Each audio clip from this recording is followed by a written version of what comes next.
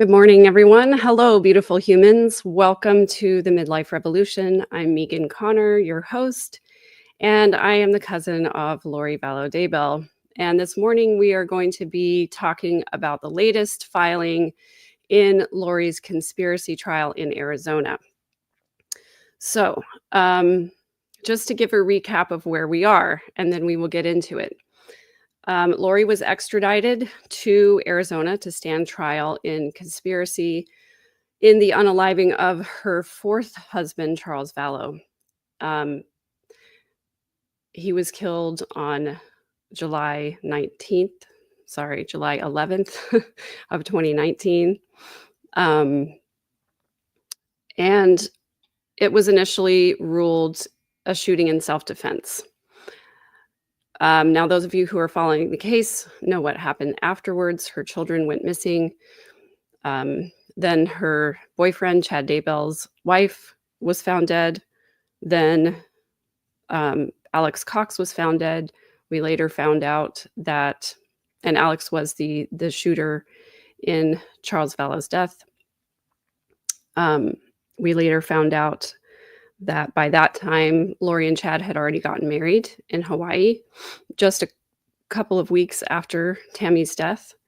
And then, of course, the bodies of the children were found on Chad Daybell's property in about June or July of 2020. Sorry, the dates are escaping me this morning. This is emotional for me today. I'm not going to lie.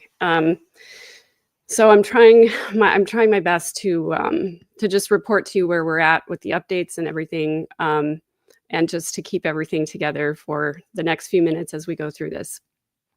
I got notice of this filing yesterday, and initially it was really, really troubling to me. I went back through and looked at Tylee's police interview. So here's where we are so far in the case. Lori was appointed counsel when she first got to Arizona. They filed for a continuance because of the voluminous discovery in this case, understandable. So the trial had a continuance at that point. And then her attorneys were concerned about Lori's mental competency to stand trial. Sorry. So they filed a Rule 11 motion. And then Lori was not participating in the competency evaluation. She refused to meet with the mental health provider who was going to evaluate her. So then the judge had to order her to participate, which she then did, and she was then found mentally competent to stand trial. Now, mental competency, as you know, if you've been following the case in the state of Arizona, only has to meet two criteria. Number one, the defendant has to understand the charges against them. And number two, they have to be willing and able to assist in their own defense. So it doesn't mean Lori's not delusional. It doesn't mean she might not have a personality disorder of some kind, but she's been declared competent to stand trial. Shortly afterwards, she filed a motion to represent herself or to go pro se in this case. So that motion was granted. She is representing herself in this case. Now, she has been assigned advisory counsel by the state. She has two attorneys helping her, as well as an investigator who is helping her to make appointments and conduct interviews with witnesses and to file motions. So she does have some help. However, her first few motions have all been denied. The most recent motion is to have the entire case dismissed based on the fact that she is asserting that her Fourth Amendment rights have been violated. She has not waived her right to a speedy trial, and she believes that there have been unnecessary delays, and also that according to Arizona's own state rules, that that the charges need to be dismissed because her speedy trial rights have been violated, essentially. There's a little bit of legal digging into that needs to be done. Also, the judge has not ruled on that most recent motion to have the entire case dismissed. And now we have the prosecution filing a request to have Tylee Ryan's police interview deemed inadmissible. So that's what we're going to get into. Before we do that, in the video description, you will find a link to join my new community, which I'm really excited about because it's a place where I can do some behind the scenes footage. I can do a little more deep dives, a little more personal information that I wouldn't put out here on the World Wide Web just for anyone to see. So if you're interested in that behind the scenes footage and content, you can click that link in the description and join our community for free. Also, the Third Verse channel is now sponsored by Revolutionary Media. Revolutionary Media is a company that is dedicated to helping ordinary people like you and me turn our skills and expertise into monetizable content. So if you have a hobby or a skill that you would love to teach people on a YouTube channel, Revolutionary Media can help you set up the entire thing from the spark of that first idea all the way to monetization for extra income, for retirement, or even to replace your full-time job. If you're already a YouTuber and you're wanting to take your monetization to the next level and not just rely on AdSense for income, Revolutionary Media can help you take your channel to the next level. So there is a link in the description, as well as you can visit my website at third-verse.com to fill out the form to get a free consultation from Revolutionary Media. So thank you to my generous sponsor. I'm super grateful to be able to bring you more content and to focus on this full time now, having a sponsor. So I appreciate your support. Thank you for being here. I'm super grateful for everybody's interest in the case and also for your care for justice for Charles, Tammy, JJ, and Tylee. So I'm going to go now and share my screen with you so that we can look at the motion that we've been talking about today. I always follow Justin Lum on X. He's the investigative reporter that first broke this case way back in July of 2019.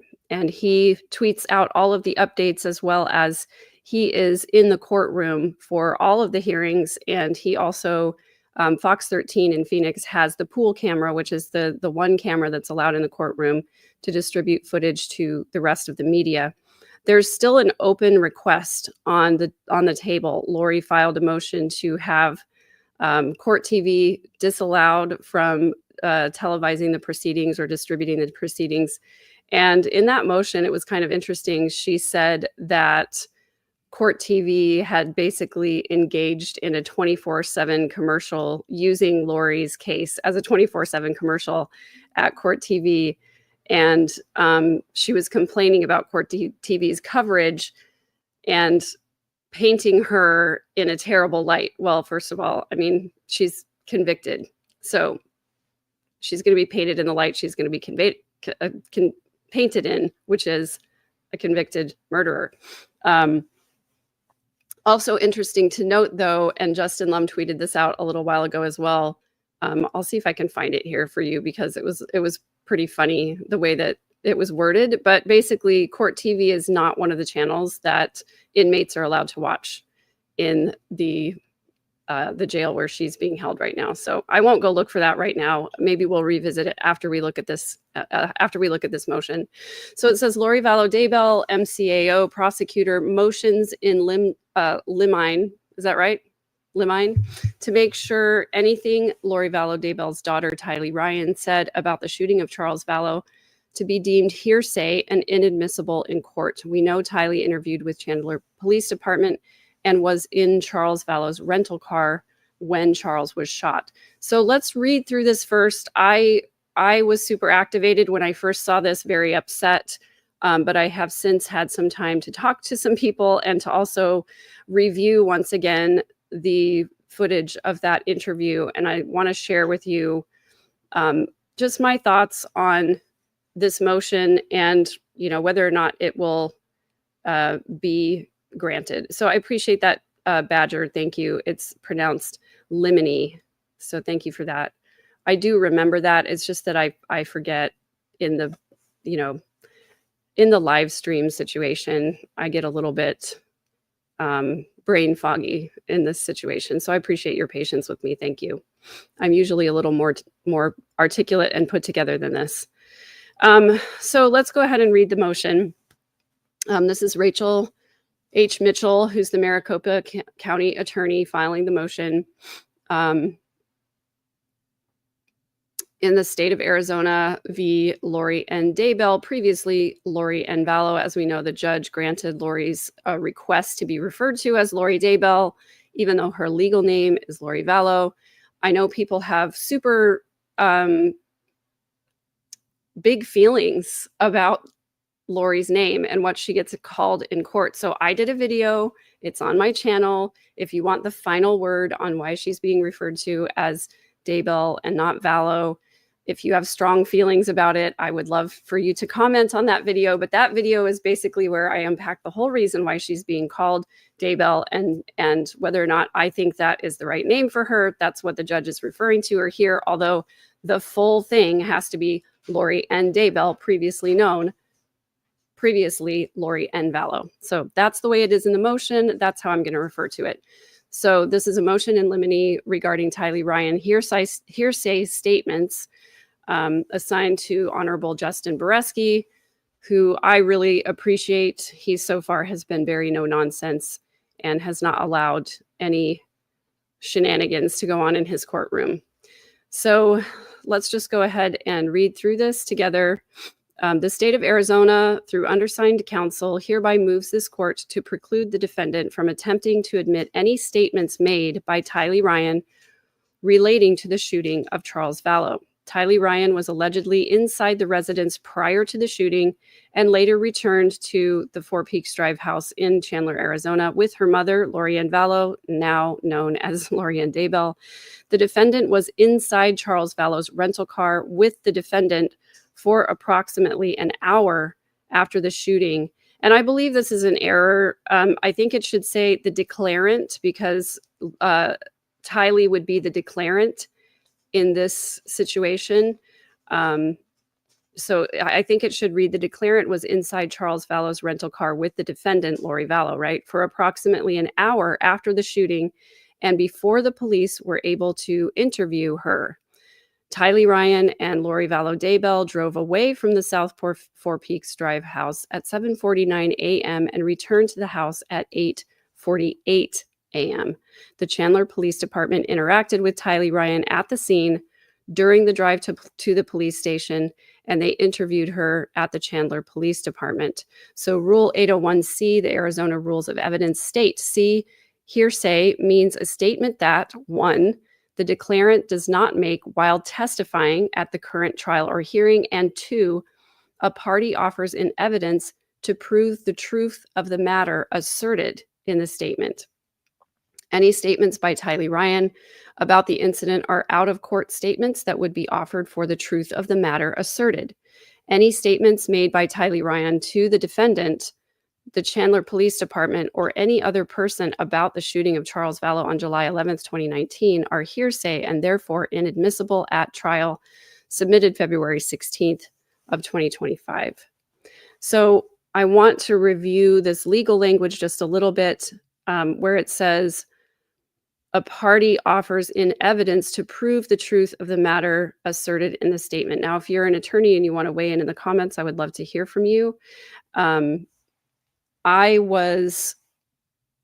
had to testify in a court case, and the attorney who was asking me questions, at one point, the other attorney objected for hearsay, and the attorney who was asking me questions clarified that it's not for the truth of the matter asserted, but just for, and I forget the phrase that he used right after that.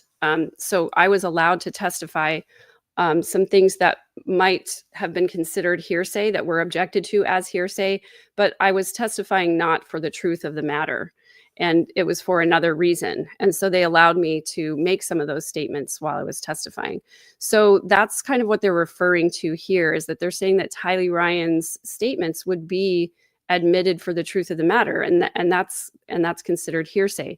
Now, when I first saw this, again, as I said, I was pretty upset because I was thinking about, Tylee's police interview not being admissible. It's important testimony as to what happened that morning.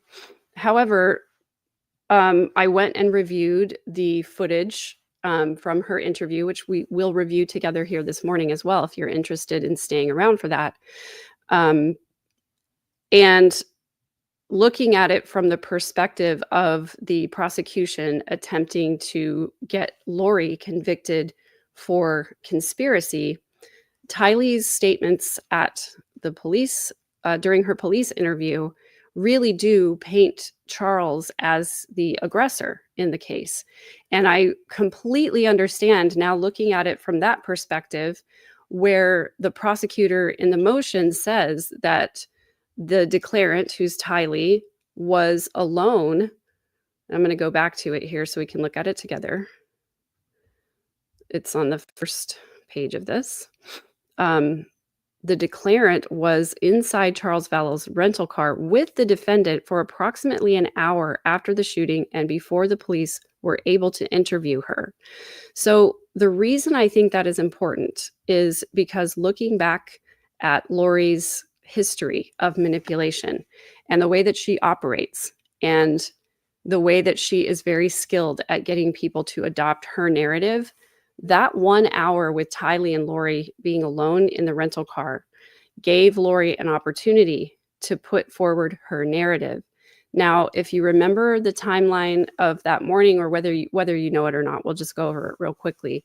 Tylee testifies, or she doesn't testify, but in her police interview, she tells the police officer what happened. And she says that she woke up to yelling. She had a baseball bat in her room for protection, which we'll talk about that when we go through the footage as well. She went out into the hallway where her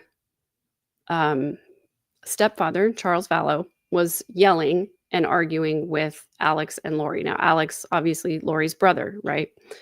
And so she went out into the hallway with the baseball bat. There was a bit of an altercation. She fell. Charles ended up with the bat in his hand.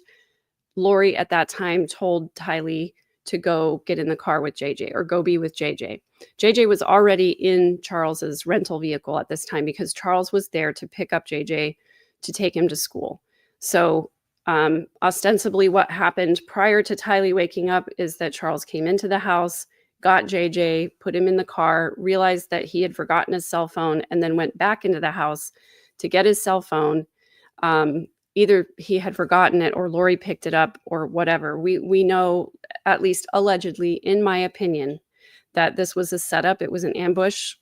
I believe it was planned ahead of time, and that Alex was at the house specifically for this reason. He lived a short distance away. There was no reason for him to be spending the night that night. Lori told some other people that she asked Alex to stay with her for protection. She was worried about what Charles would do. But in reality, we know at this point that Lori had been spreading the alleged lie, the rumor that Charles was actually not Charles, but he was an evil spirit, and that they had already performed castings to try and get this evil spirit out. And so Lori was telling people she feared for her own safety, that she wanted protection from Charles, and that's the reason why Alex was there. Well, if you have followed the case, you know that Alex bought a gun just a few days prior to this, and that his gun was with him in the house with Lori. And so anyway, sorry. I forgot where I was. We were talking about the timeline of what happened that morning. So I think that Lori likely swiped Charles's cell phone, or picked it up when he set it down or something, in order to get him to come back into the house. So I think that Charles put JJ in the truck, or his rental vehicle, came back in the house to get his phone, and that's when this altercation took place. Tylee woke up. There was some confusion about the bat. Tylee fell over. Charles ended up with the bat. Lori told Tylee to go be with JJ. So Tylee went out to the car, and we'll hear her say to the police, what happened at this time. She heard a noise. she went back inside to get Lori's purse. And this is part of the interesting and confusing. The whole part of this thing is that Tylee, I think, went back in the house after Charles had been shot. What she tells the police is that she went directly, I think she said from the garage directly into Lori's bedroom, got the purse and came back out. So she didn't see anything, I think is what she said. Then what happens is Lori leaves the house. She gets in Charles's rental vehicle because JJ's already in the car. And they go to Burger King, to the drive-thru to get JJ breakfast. And then they go to a Walgreens to purchase some flip-flops because I guess neither one of them had shoes on. And then they go take and drop JJ off at school. And then who knows what they did for the rest of the time. It would not have taken them an hour to get from the house to Burger King, to go to Walgreens, to go to the school and get back. Everything was in a close proximity there. So in my speculation, again, all speculation, my opinion, right, is that Lori probably took some extra time to drive around with Tylee to tell her Lori's version of what happened. And when we listened to the interview with Tylee at the police station, I can hear some of Lori's phraseology and the way that she would word things coming out of Tylee's mouth. So I think that it's very likely that Tylee was coached, that Lori got her narrative into Tylee's mind, because Tylee didn't actually know what happened while she wasn't in the house and before she was awake. And so I think this really sums it up well. Squeaky wheel, thank you for this. Tylee was coached and the cops bought it. She backed up everything Lori and Alex said, which is why neither were arrested that day. Case closed in their minds. So I think there's some credence to that. I agree with you. And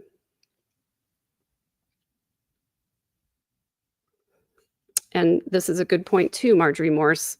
The only narrative we have is the Lori Vallow Daybell, the one she orchestrated. Personally, I don't believe that Charles would have left JJ alone in the vehicle for any reason.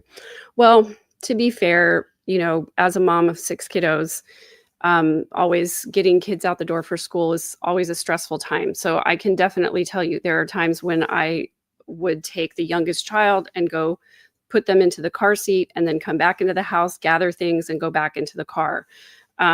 So yeah, there were times when I left, a child strapped into a car seat while I gathered the rest of the children together, or, gathered belongings or whatever. So I can see the possibility of Charles, buckling JJ in, realizing he doesn't have his phone and going back into the house to get it.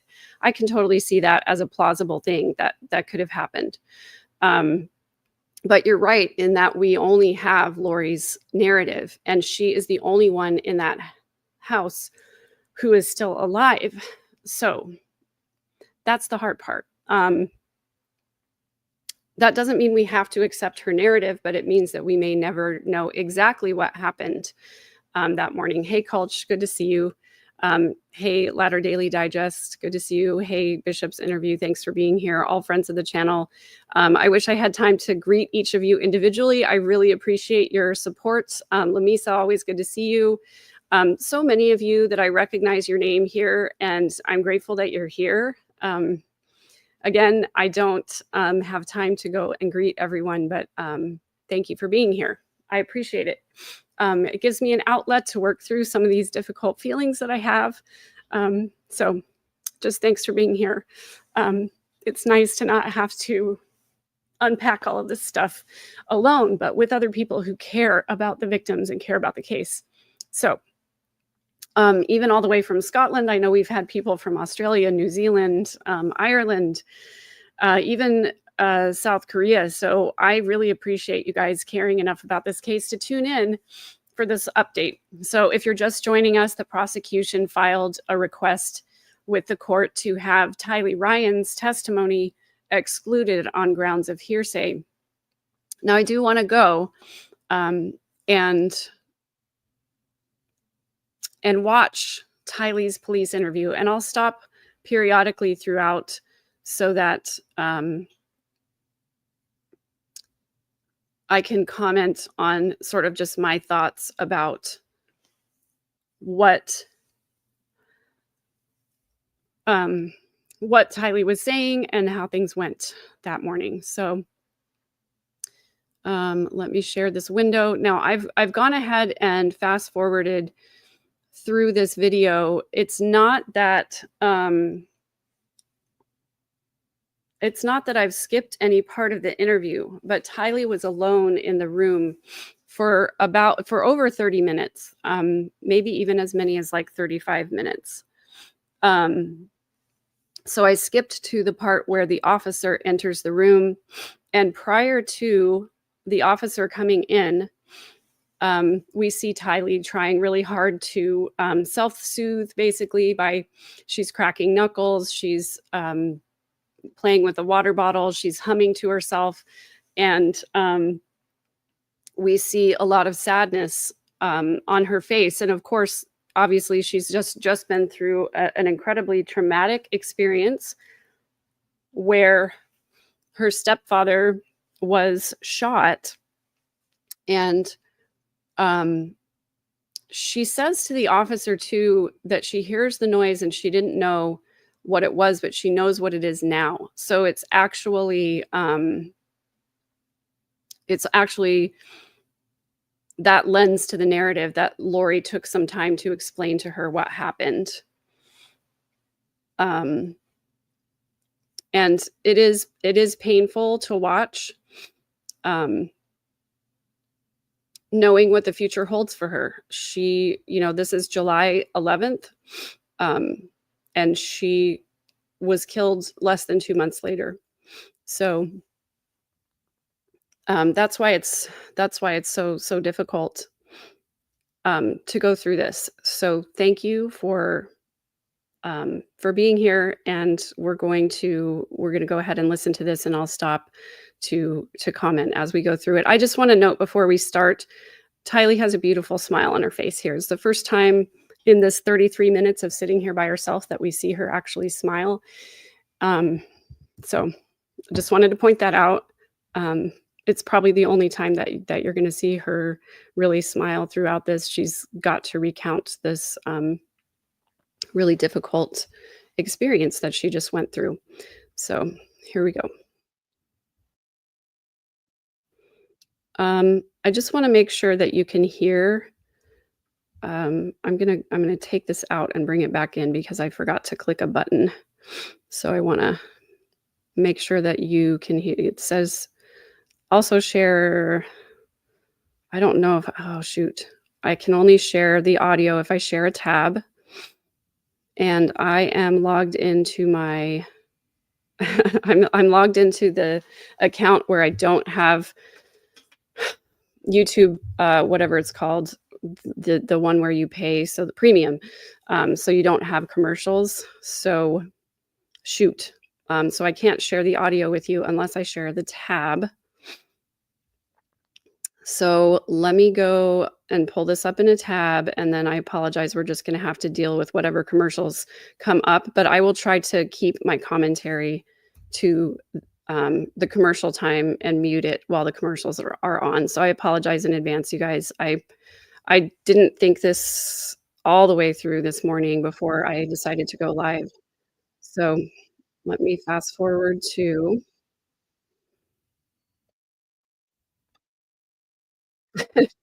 Here we go. So I apologize for that. I'm going to go back to right where the officer enters because she asks Tylee to spell her name, and we get a smile from Tylee. Okay. Here we go. Share tab audio. Okay.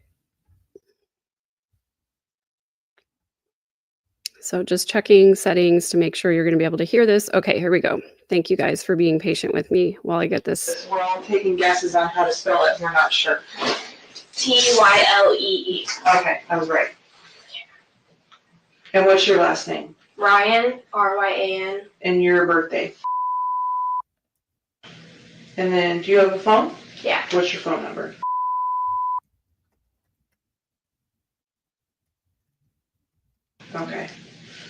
So I know this is gonna kind of sound like kind of a silly question, because it's super broad. But can you basically tell me what happened today? And you can start at whatever place makes sense for you, to kind of start and explain. And I'll probably kind of ask you questions as we go a little bit. So I woke up probably around like 7:50, I want to say, because I heard yelling from like right outside my door. And I don't even know what I heard, but I immediately like jumped up, and I have a baseball bat because when I was living at my uncle's by myself, I just wanted something to like feel safer, and I'm not old enough to get like pepper spray or anything. So I was like, okay, I'll get a baseball bat. So I have that. So your bedroom, you said that right outside your bedroom door, and I didn't go in the house, so I'm at a little bit. Okay, I don't want to skip over this part because I think this is really important. Tylee says that she got a baseball bat for protection when she was living alone with her uncle. She's talking about Alex Cox, her uncle. There was a period of time where Tylee stayed in Alex's house in the Chandler area, and I don't know exactly for how long. However, I think it's really interesting that she felt like she needed to have something to defend herself. So I just wanted to note that because I'm thinking about myself as a 15, 16-year-old kid, and Tylee was 16 at this point. She has her own car. She has her own money, which she manages well, according to the detective who went through her accounts and everything. And she's staying with her uncle. So I'm thinking about myself as a 16-year-old. If I was staying with one of my uncles, I'm thinking about my mom's side and my dad's side. I don't think I would have felt the need to have an instrument of self-defense. So to me, it's really telling that she's staying with Alex and she feels like she needs to have some means of defending herself. She notes, I was staying alone with my uncle. Not that she was alone in the house, alone with my uncle. So to me, that means there was something about Alex that she feared, or there was some way in which that situation made her feel unsafe, that she needed something to defend herself when she was with Alex. Now, there's all kinds of speculation about the type of person that Alex was, etc., and his relationship with Lori, and all kinds of speculation about that. But let's just say the facts of the things that we know that Alex intentionally assaulted Joe Ryan with a taser, and that he was arrested. He did a plea agreement. He served time in jail for that. And then I guess as part of the plea agreement, his record was expunged enough that he was able to legally own a firearm. So it was not against the law for him to have a firearm. We know that he did actually own several different guns. And when they went and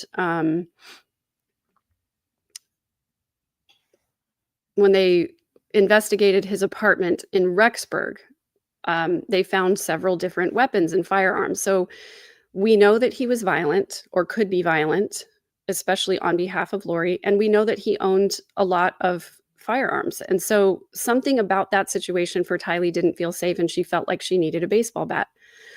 We don't know exactly why she didn't feel safe, but I really just wanted to point that out because that's not normal to me. It feels very strange to me. Yeah, suspicious that a child feels unsafe enough to sleep with a baseball bat. So I'm starring some of your comments as I'm going through here that I will come back to a little bit later. So thank you again for being here. If you're just joining us, we're watching the police interview of Tylee Ryan the day that Charles Vallow was shot, because the prosecution is asking to have it excluded as hearsay from the trial. And so I want us to listen to it with that lens, knowing that the prosecution wants Lori to be convicted of conspiracy in this case. That's the lens that I want us to watch and listen to this, so that, because I want to know your opinions. Do you agree with this motion? Do you hope this motion gets granted for the prosecution, or do you think it's a mistake on the part of the prosecution? I have to admit, when I first saw the motion, I thought that it was a mistake on the part of the prosecution, but now I'm changing my mind a little bit. So let's listen to more of this.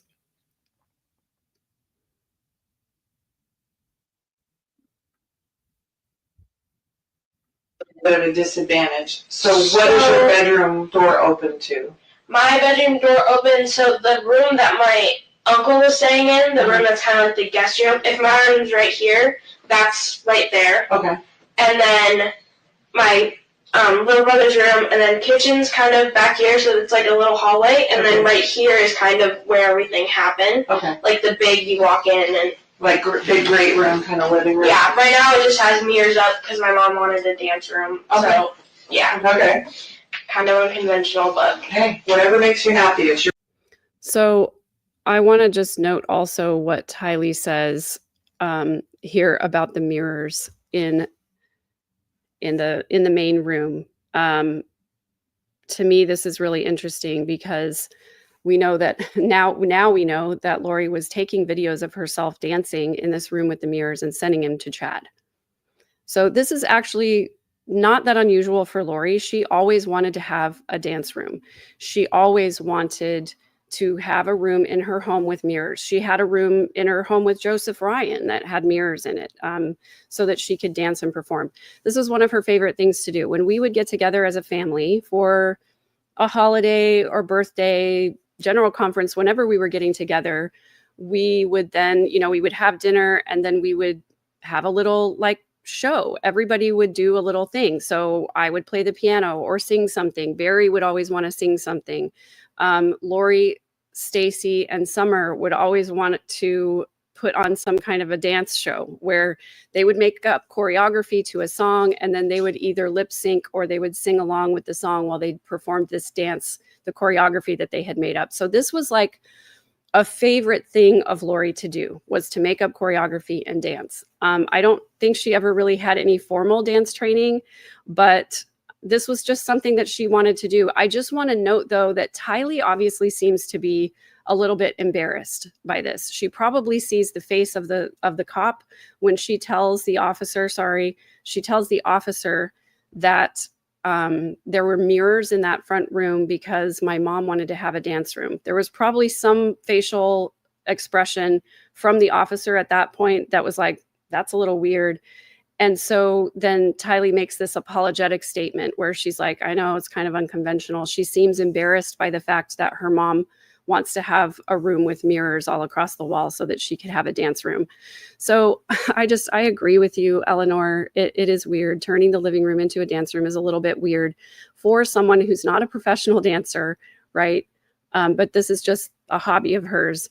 And Charles said that Lori would go into her dance room and she would just be dancing for hours and hours in the evening.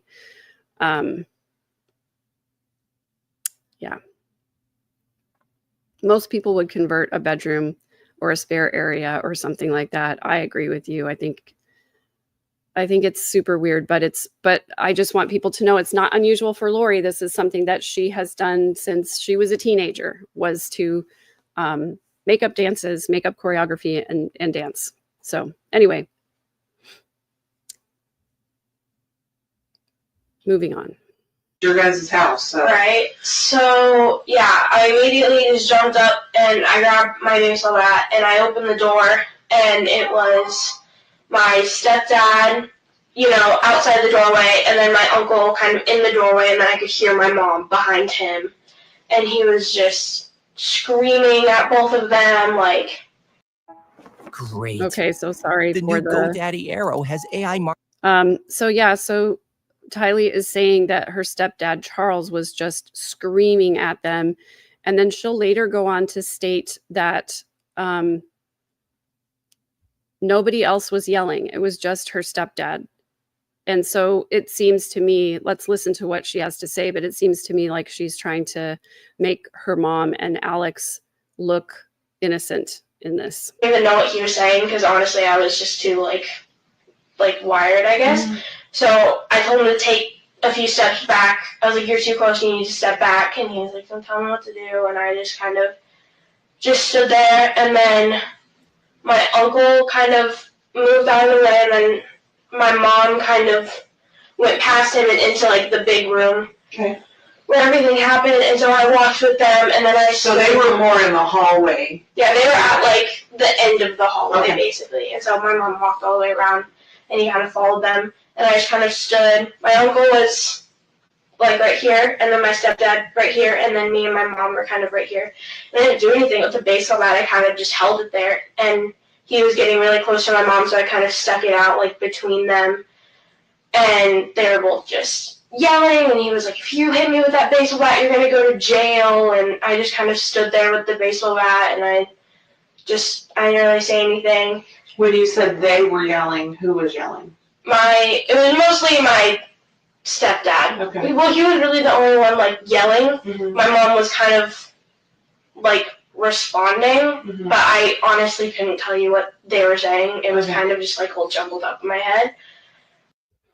So I believe Tylee about this, that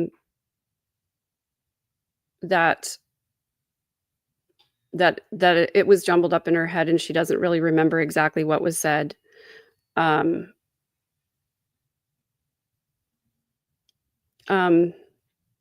Sorry. Brain fog for me as well. So I wanted to point out a couple of things where she was a little bit dismissive of Charles, where, she said, "Don't tell me what to do," to Charles. And then, Charles says, "If you hit me with that bat, you're going to go to prison or you're going to go to jail." And Tylee kind of brushes it off and says, "Whatever." She's dismissive of Charles. And people have noted before that Tylee and Charles did not have a good relationship. And I think it's very likely that Lori alienated Tylee against Charles. I think that Lori, knowing the way that she operates and the things that she says, she would have been slipping in snide comments about Charles, trying to discredit him, trying to get him, trying to really just, I don't know any other way to say it other than to say, to alienate Tylee from Charles, to make sure that their relationship wasn't close, to make sure that Tylee was loyal to Lori and not to Charles. And I've seen this take place countless times with different family members and with different other people that I know, where one parent alienates a child against the other parent. And it's a problem in divorce cases, especially. But when you're talking about somebody like Lori, who is a master manipulator, who has all of these narcissistic traits, she is going to disparage Charles every chance that she gets, so that in Tylee's mind, she starts to adopt these narratives and these thoughts because Tylee wants desperately to be acceptable to her mother. She wants her mother to like her, to love her. And we know that, I witnessed Lori body shaming Tylee when she was 2 years old, 3 years old, for being too chubby. This is a baby we're talking about here. And so I'm sure that body shaming continued throughout her life. In fact, when Lori and Tylee were outside the Chandler house, the police, they came back after the shooting, right? The police were questioning Lori about what was happening, and they're asking Lori and Tylee for their name, date of birth, height, and weight. And Lori tells her weight, and then the officer asks Tylee, and Lori gives Tylee kind of a look, and Tylee says, "What?" So obviously this is something that is an ongoing thing, Lori commenting on Tylee's weight. So I really believe that Lori wanted Tylee to be, I'm so sorry, you guys, wanted Tylee to be close to Lori, to be loyal to Lori. And Lori's way of operating was to say disparaging comments, to make disparaging comments or statements about anybody who disagreed with her. about anybody who was against her, because she wanted people to adopt her narrative. She wanted people to be on her side. And this is a tactic called triangulation, where a dispute between two people, Lori and Charles, right? Lori co-opted Tylee as a third person in that triangle to pit Tylee against Charles. Now she has another person on her side who is also against Charles. And this was a pattern that Lori engaged in throughout her life. If she did not like someone, if she was ready to discard someone, she would go to other family members to try and discredit that person and to make sure that everybody was on Lori's side. So it stands to reason to me that Tylee being dismissive of Charles and of his actions in this case, and also in his maybe directions to her, telling her what to do, she would be dismissive of that because Lori had coached Tylee that Charles was a certain type of person, right? That he was having an affair, that he was lying to her, that he was irresponsible with his money, which again, this is a projection technique. The you spot it, you got it. Thank you, Mindy Caldwell, of the narcissistic personality style, where they project their bad behavior onto other people. So if someone like Lori is accusing someone of doing something, it's because she herself is doing it. So she accused Charles of having an affair. Well, we know Lori was having an affair. She accused Charles of lying. We know Lori was engaging in all kinds of lying. She accused Charles of being irresponsible with their money. Well, we know that Lori would just blow money irresponsibly, going off to Hawaii and doing all of these other things when she was not working at the time or bringing in any money herself. And so, yeah, it's crazy how accurate Lori's projections were. Anytime she projected something, that was what she was doing. So let's go on back to the interview now. And I want to get through this as quickly as we can. I know other people have lives on this. I think Kresha is doing a live on this as well. I think it's scheduled for 11 Central. So I'm going to try to wrap this up so I don't step on Kresha's live. It seems like I keep doing that, and I don't do it intentionally. I love Kresha. I love her work. She has so much to offer, and I learn a lot from watching and listening to her. So hopefully everybody will jump off this and go to her live as soon as we're done here. So I'm going to try to wrap this up. And so I just kind of stuck the baseball bat out there, and then he just grabbed it and tried to take it. So I held on to the end, and then eventually I fell, and he kind of took it into his hands like he was going to do something with it. And that's when... So when you fell, he ended up with the bat? Yeah. Okay. And so I fell to the ground, and then my uncle kind of I saw him take a step back, so my uncle, I think, grabbed him and kind of took him back so he couldn't do anything. You saw your stepdad take a step back? Take a step back, because he was really close to begin with, and then and so my mom said to go with JJ, and so I ran out the door, and then I kind of just stood there with my little brother. He was in the front seat of the car, and so I just kind of opened the door and just stood there, and he was trying to get out, and I was like, no, we have to stay in, and I was like,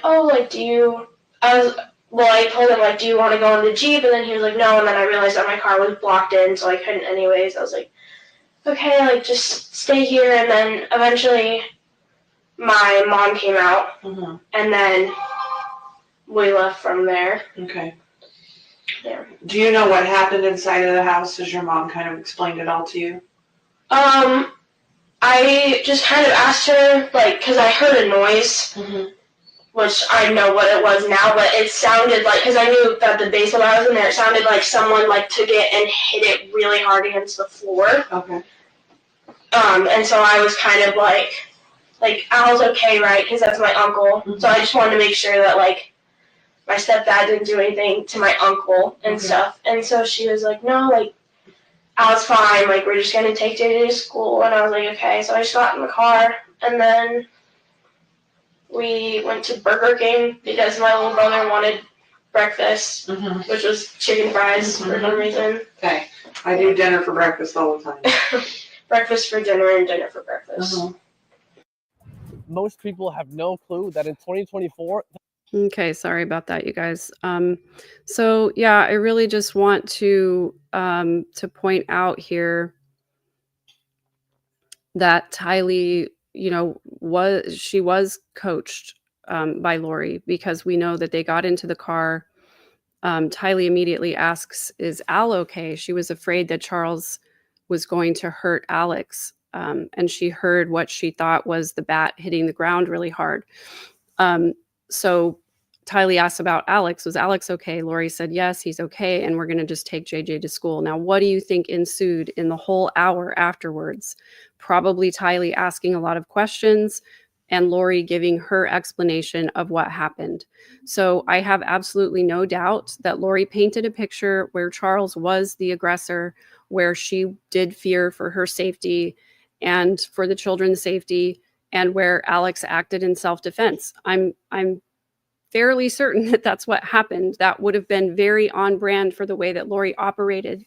And so I can understand now why the prosecution does not want this testimony to be, or this video of Tylee's police interview to be admitted in court, because it does paint Charles as the aggressor.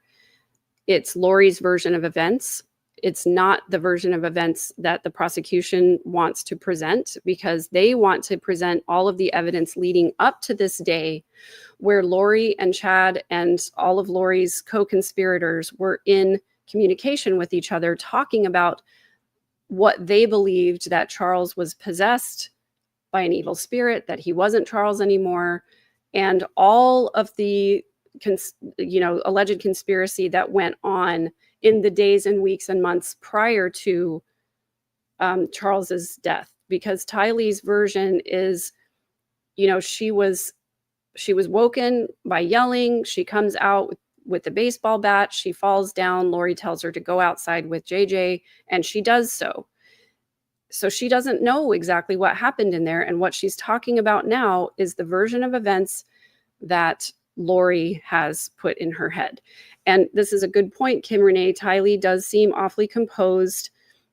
She's been waiting in there for over a half an hour before the detective comes in to talk to her.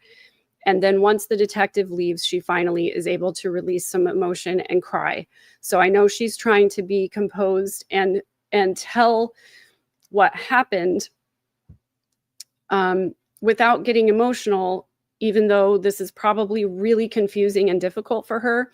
But also, I think it speaks to the idea that she wasn't close with Charles because of what Lori said to her about Charles.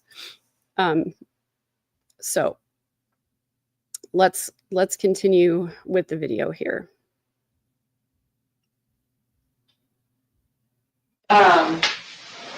So to kind of back up a little bit, so you had talked about your stepdad, when you put the bat out, your stepdad was coming towards your mom. Mm-hmm. Can you describe to me a little bit better kind of what was going on there? Like, is there a reason you put the bat up? Yeah, he was walking towards my mom, and I just didn't want him to do anything, so I kind of just stuck out the bat. Like, my mom was right beside me, and he was right there, so it wasn't, like, between them. Okay. It was kind of just, like, I just stuck it out to be, like, keep your distance, kind of. When you say you didn't want him to do anything, what did you think he was going to do? Hit her. Okay. Yeah, it's, for the most part, been pretty, like, mundane, but there have been a few, like, violent times with him when I was really scared that he was going to hit me or hit my mom, like, just because everything was kind of crazy. Me and him have always kind of not gotten along, like, just since I was little. And so there have been a few times that we've gotten in fights and stuff like that. And so, so I'm just kind of always scared of that. Yeah. Yeah. And then... So looking at her face here, you do really see the worry on her face. I think that she may have been scared of Charles because Lori taught her to be scared of Charles. We've heard Kay and Crushes say, Charles would never hurt a fly. He was certainly capable of hurting people. He was very strong. He was a former baseball player. And so, I can see where his demeanor, or not his demeanor, but his physicality may have seemed intimidating to Tylee, and put that together with a narrative from Lori that Charles was scary, that he was dangerous. I can understand why Tylee might have been afraid that Charles might have hurt Lori. So if you're just joining us just now, good morning and thank you for being here. Just as a fun fact, over half of the people who watch my videos are not subscribed to the channel. So if you want a free way to support the channel, I would really appreciate you subscribing. If you are able to financially support the channel, I would appreciate that too. You can join our community at the link in the video description, and that's where I post bonus content and behind the scenes footage and things like that. So going back to the video here, we're watching Tylee Ryan's interview with police the day that Charles Vallow was shot, because the prosecution has filed a motion asking to have this evidence inadmissible in the trial. And we think the reason why, and we say we because I've seen some of your comments here and the other people that I talked to yesterday, believe that Tylee's interview here with the police does make it seem like Charles is the aggressor. And we know that the prosecution wants Lori to be convicted on conspiracy charges. And so this testimony or this interview with the police distracts from that narrative, because it does make it seem like Charles was the aggressor, Alex and Lori were acting in self-defense. And so I can understand why they would not want this to be admitted into court, and to have instead to be able to put forward the evidence of the conspiracy that happened in the days and weeks prior to the shooting. I have starred some of your comments. If you have questions, please put them, call attention to them somehow with an emoji or something else attractive, because I'm a visual person. And after we go through this video, I'll do my best to answer your questions. So let's go back to Tylee, listening to Tylee here. So that happened, and he grabbed the bat from you. Mm-hmm. So kind of tell me that again real quick. So I kind of stuck it out, and this is when he was like, if you hit me with that baseball bat, you're going to jail, and I didn't say anything, because I'm like, okay. And so I'm holding it by, like, the end of the bat, like, the place where you hold it, and so he kind of took it, and I kind of, like, lunged forward and kind of lost, like, my footing. Mm-hmm. And so my mom was like, just let go, and so, yeah, I kind of, like, slipped and I fell, kind of on, like, my side. Okay. Yeah, and then from that, my mom said to go to the car, so I just got up and ran out the door. Okay, did you see, when you fell towards your side, did you see what he did with the bat?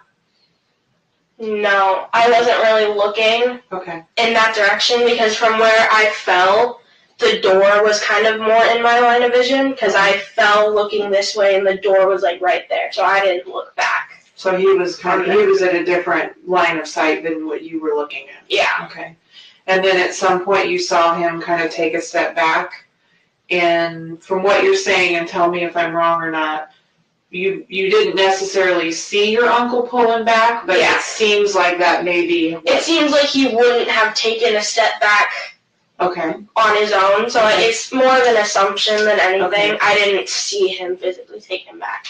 And does that make sense based on where your uncle was at that time? Yeah, he was behind him, because he wasn't on this side with me and my mom, so he was behind him. Okay. Because that's kind of just the order where everyone walked out. And when that happened and then your mom told you to go, did you see what happened with your stepdad and uncle? No. Okay.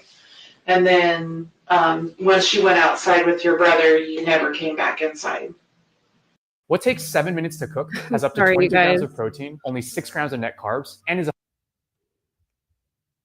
We'll go right back to this here. To go get my mom's purse from inside so that we could have, like, her wallet and everything, but this was all happening, like I said, like, in the bigger room right here, and so I went through the garage door, and so the garage door is right here, and then there's, like, a little hallway, and then this is kind of where everything is, and then this is my mom's room. So when I went in, I kind of, like, just tuned everything out, ran to my mom's closet, ran back, so I didn't see anything, I didn't hear anything. When did you go back in and get her purse? After my mom came out. Okay. So after you heard that loud noise? Yeah. Okay. And when you heard the loud noise, was your mom outside or inside?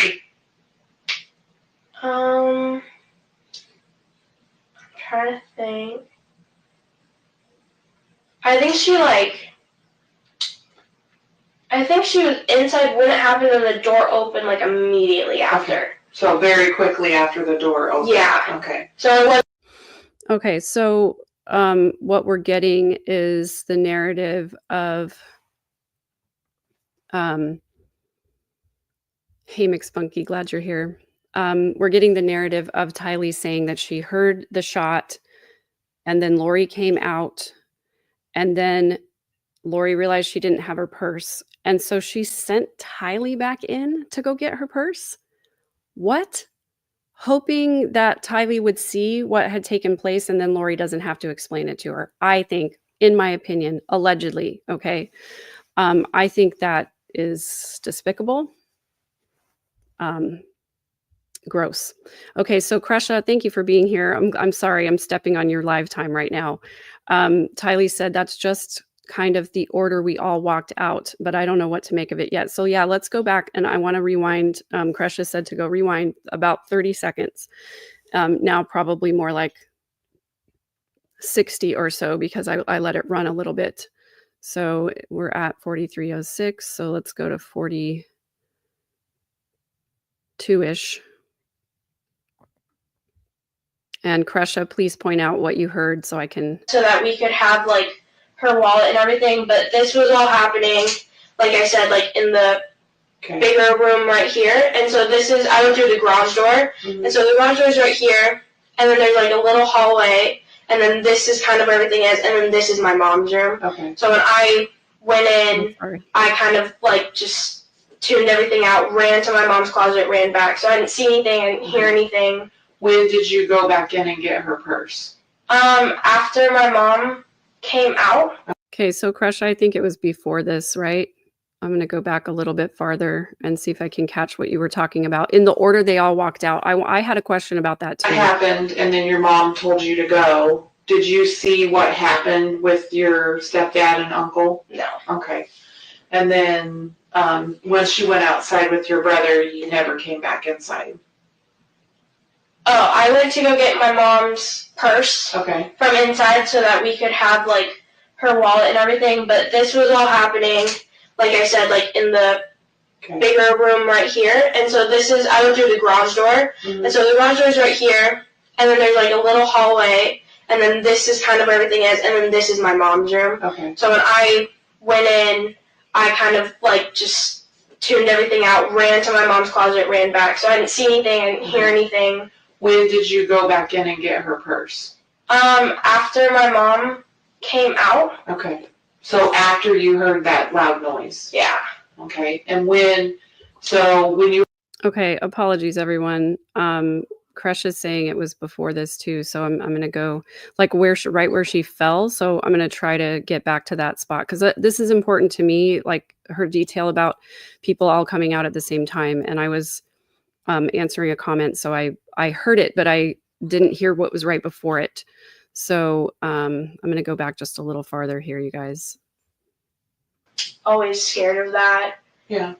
Yeah. Him. Okay. Because that's kind of just the order where everyone walked out. And you didn't necessarily see your uncle pulling back, but it seems like that maybe... It seems like he wouldn't have taken a step back on his own, so it's more of an assumption than anything. I didn't see him physically take him back. And does that make sense based on where your uncle was at that time? Yeah, he was behind him, because he wasn't on this side with me and my mom, so he was behind him. Okay. Because that's kind of just the order where everyone walked out. And when that happened and then your mom told you to go. Okay, so I think she's talking about the order when everyone walked out. I think what she's talking about is the order that everyone came from the hallway into the main room, because Tylee talks about coming out of her room and seeing her stepdad and her uncle and her mom. And what she's saying now to the officer is that her mom and her were on the opposite side of where her stepdad was. And so the officer's trying to ask her, like, does that make sense to you? And in the order everyone was in. So I'm gonna go back and play this just a little bit. And yes, to answer your question, Lindsay Hendricks, this is not Lori's motion. This is the prosecution. The prosecution filed a motion to have this police interview deemed as inadmissible, as hearsay. And initially when I heard that, I was very upset. But now I do see it, going back and watching it again, because Tylee's version of events, or what Tylee's telling the officer here, does make it sound like Charles is the aggressor, and as though Lori and Alex may have been acting in self-defense. And so that is, I think it's a reasonable request. I don't know if there are any attorneys in the comments, if someone could say if they think that this motion is likely to be granted or not. So I'm going to go back just one more time to listen to what Tylee says about this altercation and how it happened, because it's confusing and it's not exactly the same every time she tells it. So let's go back one more time, and thank you, Kresha, for the heads up on this, because this is important. I think it's important to unpack this too. It's like my footing, and so my mom was like, okay, so Tylee's talking about she had the bat, Charles grabbed the end of it, and she lost her footing, and Lori said, just let go. And I guess she fell over at this point. That's what she's talking about. Say anything, because I'm like, okay. And so I'm holding it by like the end of the bat, like the place where you hold it. And so he kind of took it, and I kind of like lunged forward and kind of lost like my footing. And so my mom was like, just let go. And so, I kind of like slipped and I fell kind of on like my side. Okay. Yeah, and then from that, my mom said to go to the car, so I just got up and ran out the door. Okay. Did you see when you fell towards your side? Did you see what he did with the bat? No, I wasn't really looking in that direction, because from where I fell, the door was kind of more in my line of vision, because I fell looking this way and the door was like right there, so I didn't look back. So he was he was at a different line of sight than what you were looking at. Yeah. Okay. And then at some point you saw him kind of take a step back, and from what you're saying, and tell me if I'm wrong or not, you didn't necessarily see your uncle pulling back, but it seems like that maybe. It seems like he wouldn't have taken a step back on his own, so it's more of an assumption than anything. I didn't see him physically take him back. And does that make sense based on? Okay, so Tylee is relating here that she believes that Alex pulled Charles back, because to her, it doesn't make sense that Charles would have just taken a step back. So she's assuming that Alex took Charles and pulled her back, but she couldn't see exactly what was happening because it wasn't in her line of sight. Where your uncle was at that time? Yeah, he was behind him, because he wasn't on this side with me and my mom, so he was behind him. Okay, so Tylee's saying, me and my mom were on this side, and stepdad, Charles, and Alex were on the other side. Because that's kind of just the order where everyone walked out. Yeah, so when she says the order of where everyone walked out, I think what she's talking about is that the order in which they left Tylee's room hallway area into the main room. So I think that's what's happening. So Kresha, thank you. Difficult research. Tylee's version is the same version we heard initially, that she fell when Charles grabs the bat. But the curious thing is Charles's DNA not being found anywhere on the bat. So puzzling, in my opinion.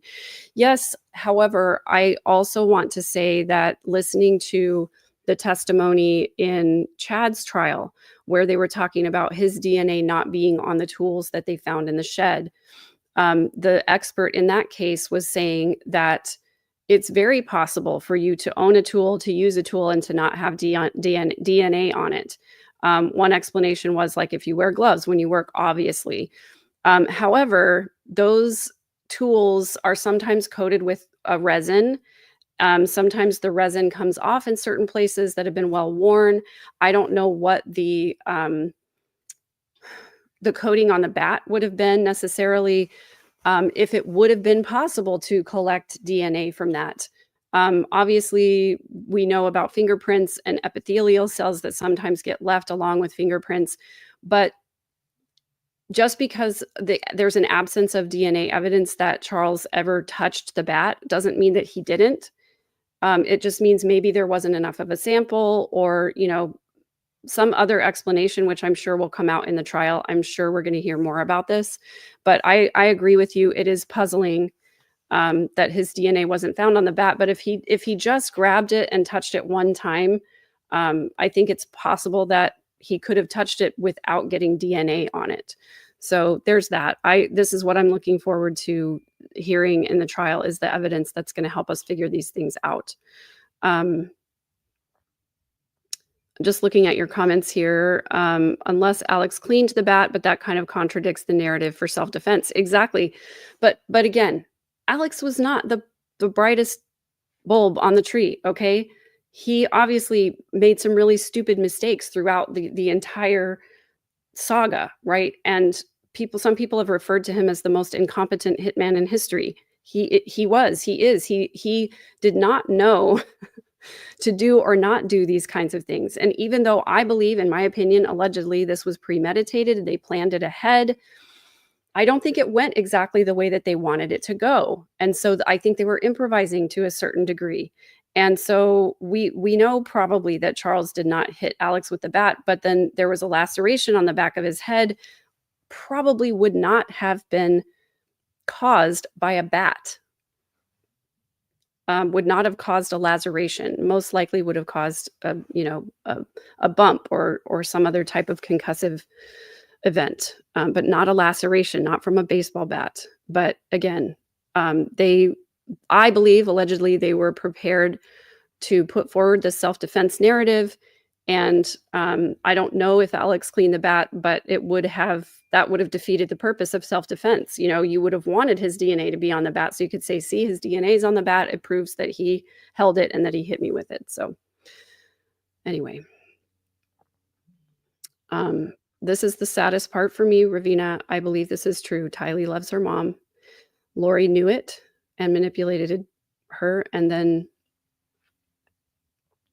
Tylee just wanted her mom to love her back. And I agree.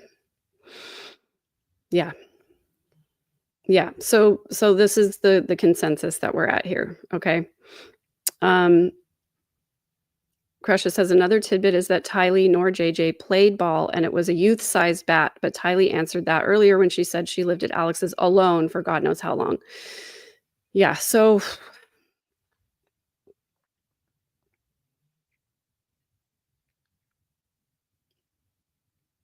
sorry guys, I'm just reading the comments to see what else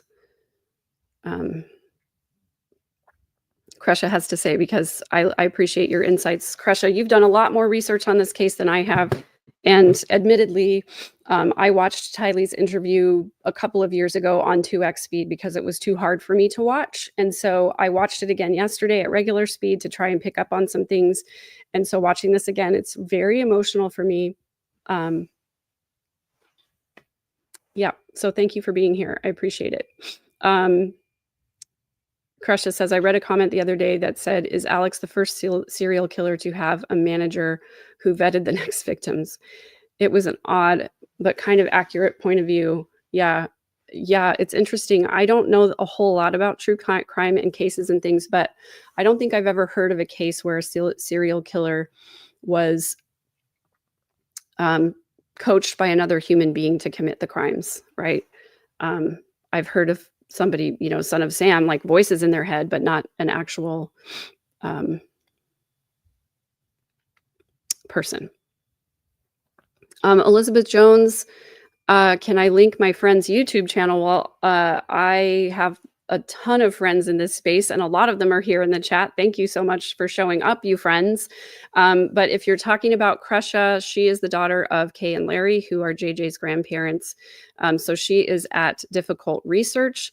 Also, Latter Daily Digest is a big supporter of the channel. Maven has her own channel. Maven, if you would put the name of your channel in the chat as well. The Bishop's interview is here. Culch from the podcaster formerly known as Cultural Hall is here. So if you are a friend or supporter of the channel, please put your channel @ in the chat. It will not allow URLs, But if you'll put your @ in the chat, I would really appreciate it, because I do want everybody who's here to go like and support those channels. These are the people who support me and support my work, and I'm so grateful for you guys being here. So thank you. Kresha says, girl, it's called grief and distraction from the grief. Obsessive more likely. I look at this as a team, a 1-2 punch. Thank you. Thank you, Kresha. I'm so glad you're here.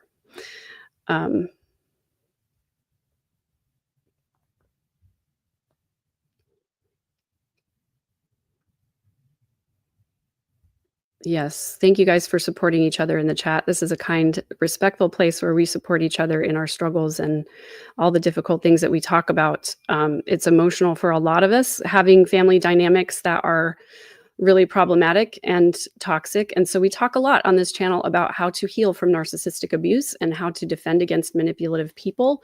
I do an e-course on that. It's going on right now, but it is going to be an on-demand static e-course that's available. The link is available down there in the video description, or you can go to my website at third-verse.com.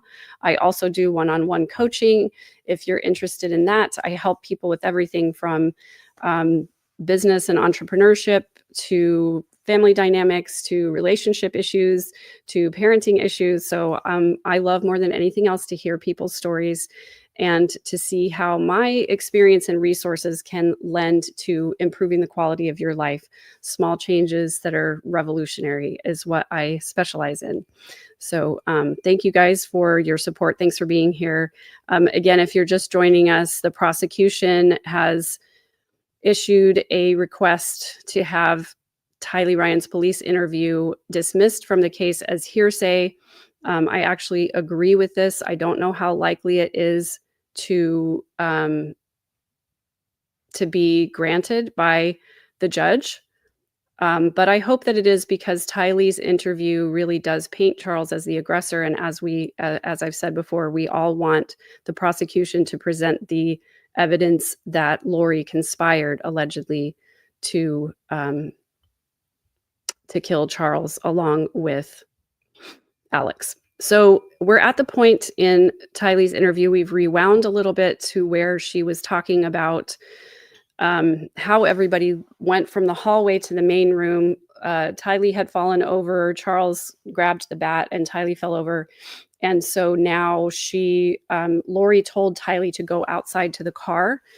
And we know that what happened, or at least the version of events we're hearing from Tylee, which I think was coached by Lori, that Tylee heard the sound of the gunshot. Then Lori came out of the house. And then for either one or the two of them realized that they didn't have Lori's purse, so they couldn't leave to take JJ to school. So Lori sends Tylee back into the house to get her purse. The altercation had ended by this point. And she did not see what happened. So yes, I agree with you, Nicole. It would be hearsay. And also, I believe that Lori took that hour in the car between when the shooting happened, then they took JJ to school, and they were gone for an hour. I think in that hour, Lori coached Tylee to her version of events. And we hear and see some of that in Tylee's interview. So I'm going to go back to the point where we were before so that we can get through the rest of this interview, so that Kresha can do her live and not be hanging out here helping me with my channel. I appreciate you, though.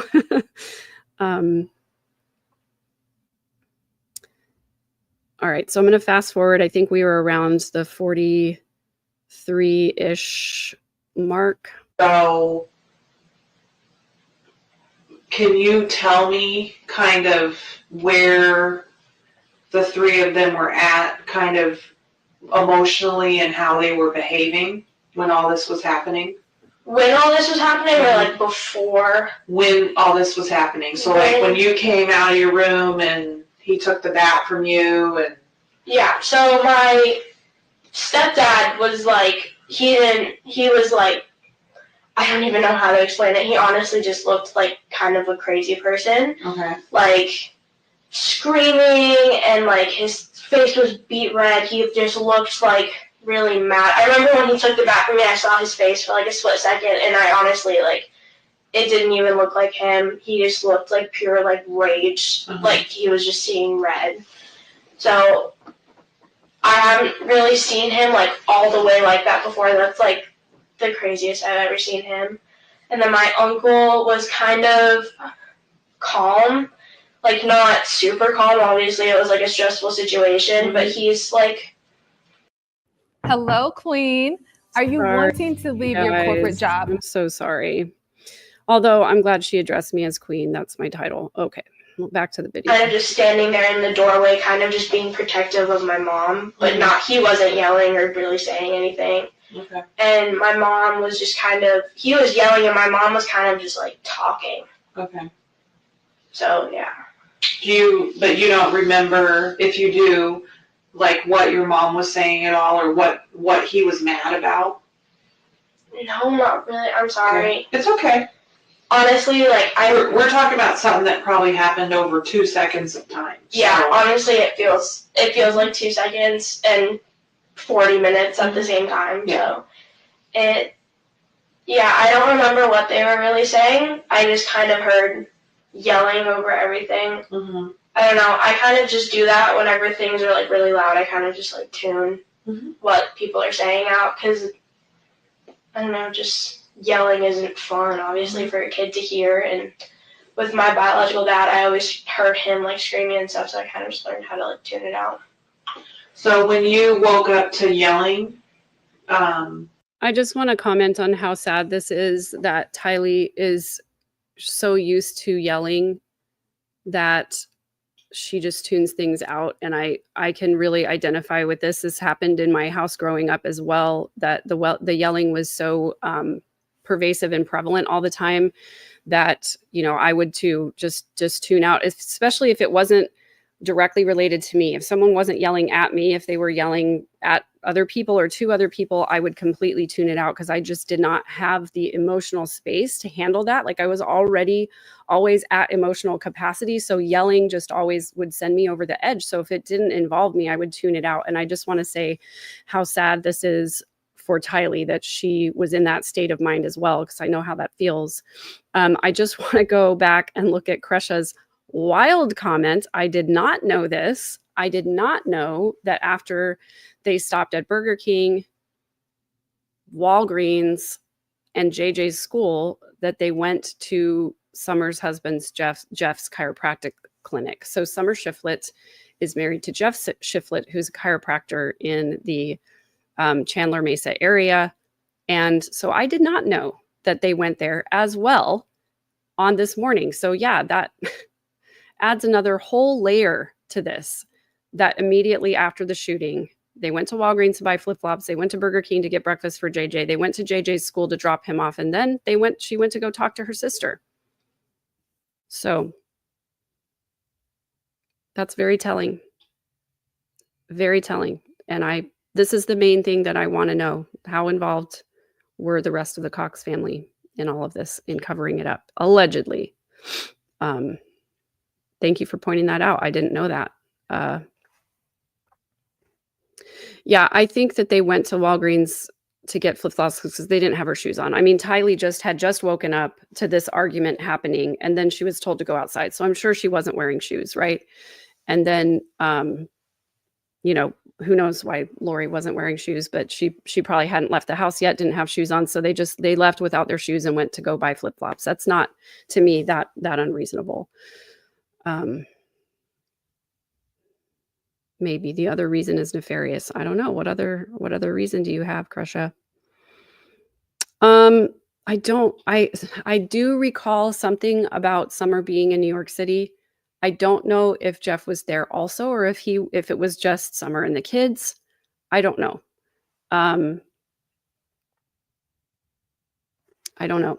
But this is what I want to know. What about the dumpster, though? The dumpster at Jeff's office, did they use it to dispose of something, in your opinion?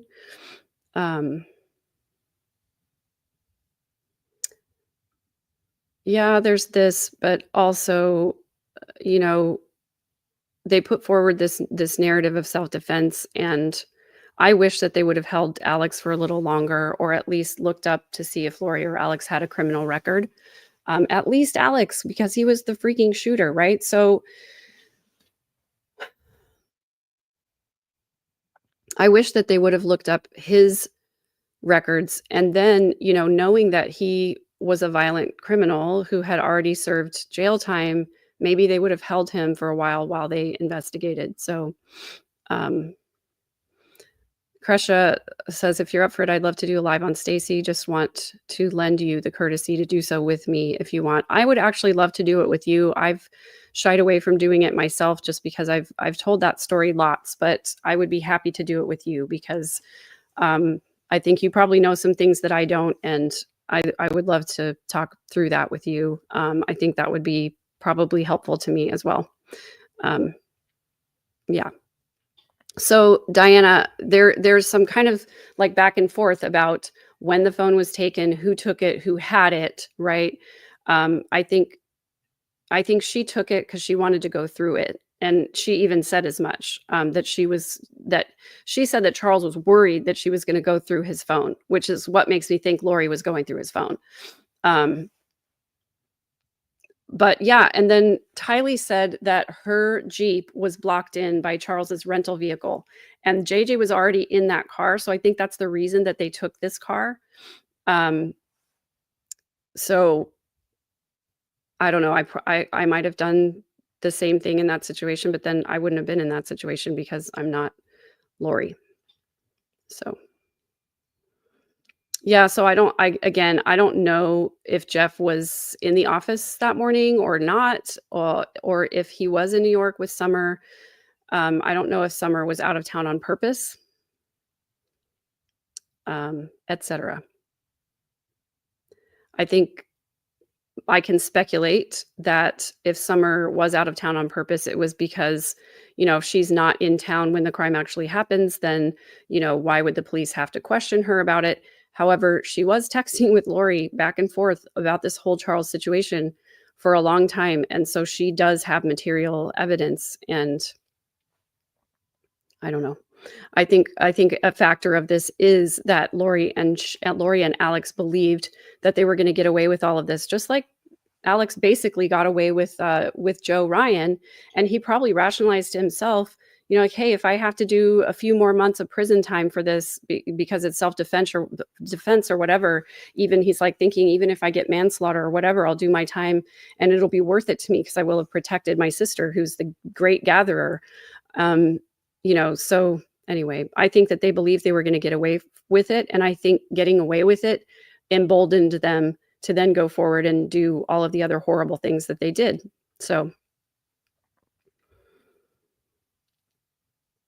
I don't know the answer to this question, Marjorie, because it's been a long time since I've listened to Alex's interview, but I probably will listen to it again and do an episode about it so that we can talk about what he says in his interview.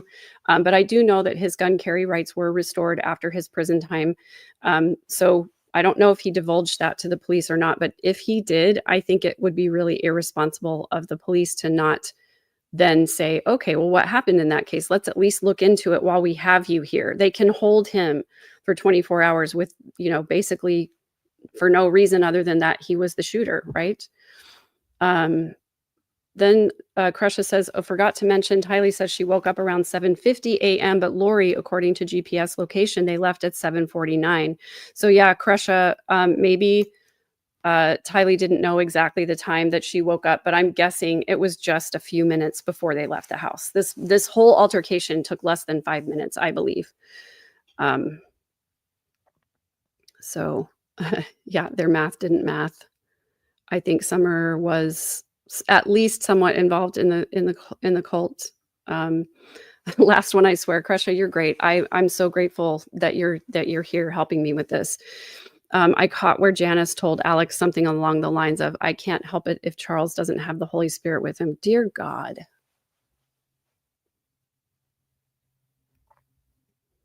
I have so many thoughts about that particular comment. Let's put a pin in that and remind me about it later. Janice drank the Kool-Aid. Well, I think at the very least, Lori was the golden child. She could do no wrong. And I think whatever narrative Lori put out there for Janice and Barry, they ate it up and believed it and enabled everything that she was doing because they didn't they didn't hold her accountable for anything. I believe that Summer is enmeshed in this family system, enmeshed, and believed Lori's lies, more likely involved in the cult, within the cult. Absolutely. Absolutely. I think that's the case. I think Summer would have done anything for Lori, just like Alex would have done anything for Lori.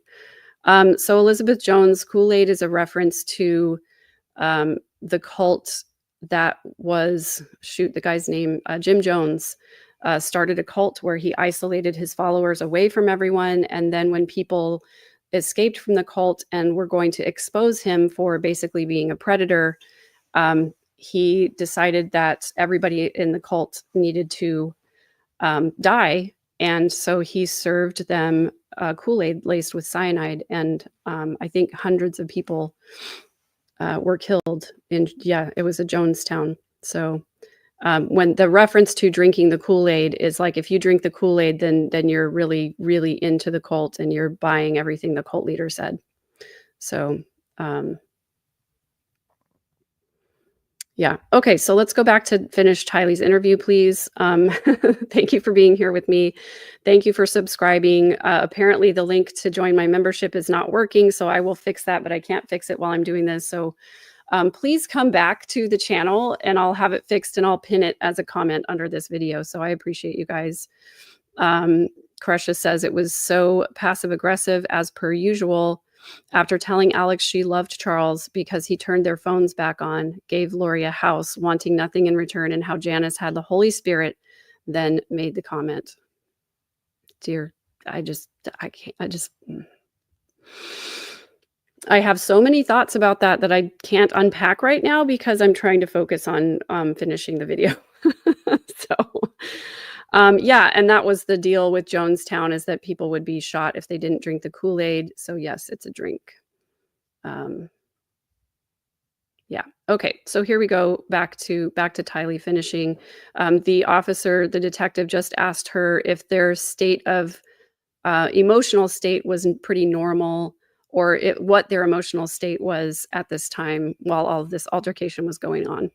And you had said you weren't sure what they were actually saying. Did you know who was yelling when you heard the yelling? Yeah, I knew it was my stepdad.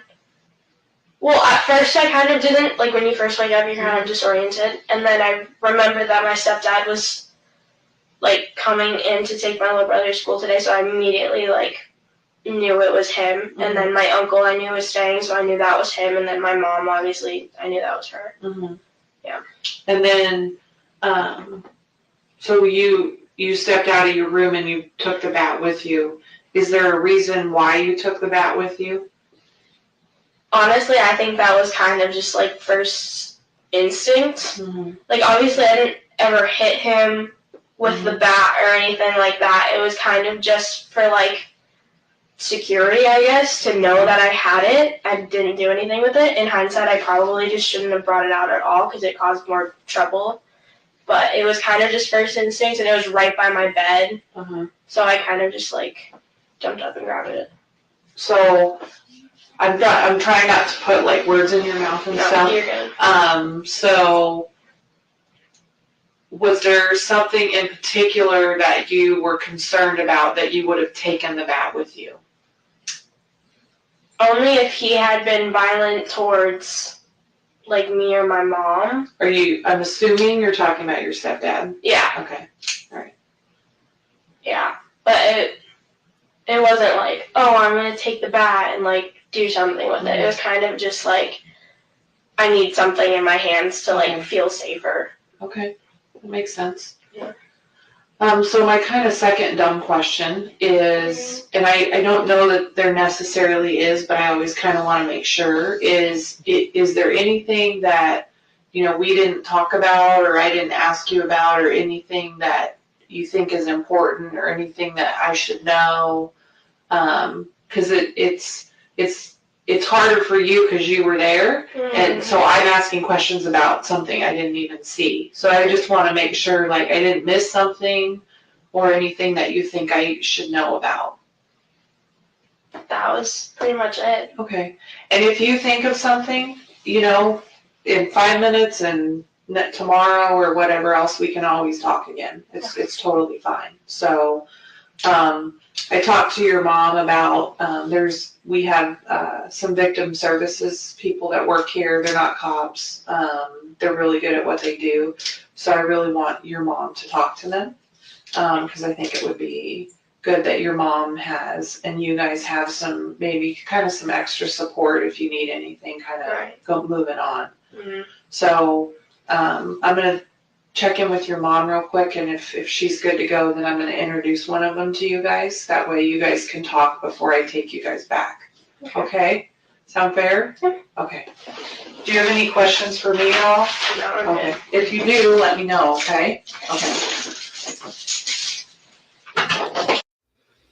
Yeah, I agree with you.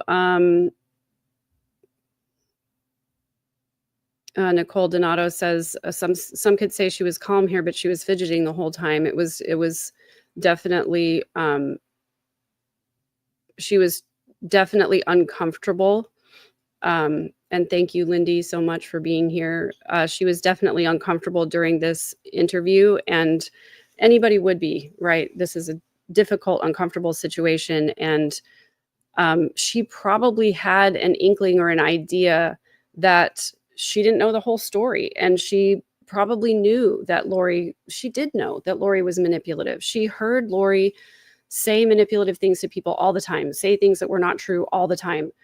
But again, that mother-daughter, the desire for a daughter to be acceptable to her mother is so incredibly strong that I can imagine Tylee dismissed a lot of those things and went against her own instincts because she wanted so badly to be loved by Lori. And that's what's super, super sad for me. Yep, I wish that I could just have taken her out of there. Any one of us would have, but anyway, I can't go down that rabbit hole too far. Thank you for being here. I'm going to answer some of your questions now. I start a few things during the chat just to bring them up so that we could answer some things. I'm so grateful that Kresha is here or has been here to help me with some of the details because she knows more than I do about this case. She's been researching it way longer and she has little tidbits of things. So I'm grateful to you, Kresha, for showing up and revealing some of those things. So if you do have a question, please call attention to it. In the comments with something visual, because I'm a visual person and I don't want to miss any questions. And for those of you saying my link is not working, I'm so sorry. But if you will go to my website at third-verse.com, www.third, spelled out THIRD -verse, as in the third verse of a song.com. There's a little form that you can fill out there. Give me your email address and I will email you a link that works. That's the only way I can think to fix it right here in the moment. So thank you for your desire to support the channel. I do have a Venmo. It's at third_verse, which is where all my social media is.